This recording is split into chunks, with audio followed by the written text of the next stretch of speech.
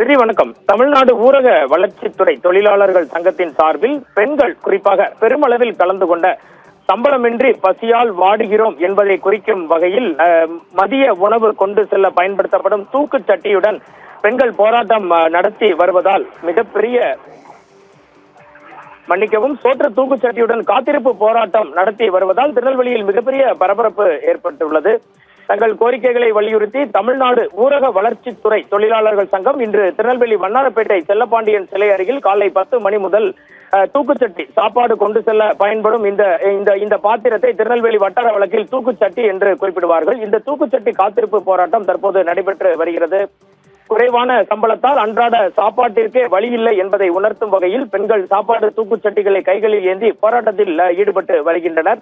தமிழ்நாடு ஊரக வளர்ச்சித்துறை தொழிலாளர்கள் சங்கம் அகில இந்திய தொழிற்சங்க காங்கிரசுடன் இணைந்து கடந்த கால போராட்டங்களின் போது அரசு அளித்த வாக்குறுதிகளை நிறைவேற்ற கோரி இந்த போராட்டத்தை முன்னெடுத்து வருகின்றனர்.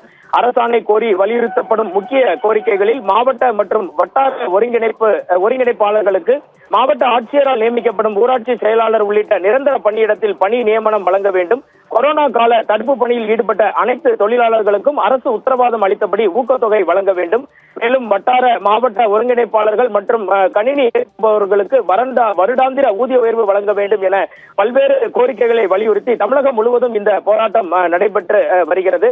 இன்று காலை திருநெல்வேலியில் குறிப்பாக பெண்கள் அனைவரும் கலந்து கொண்ட இந்த போராட்டத்தினால் மிகப்பெரிய பரபரப்பு நீடித்து வருகிறது. போராட்டம் தொடர்ந்து நடைபெற்று வருகிறது. ரித்தி.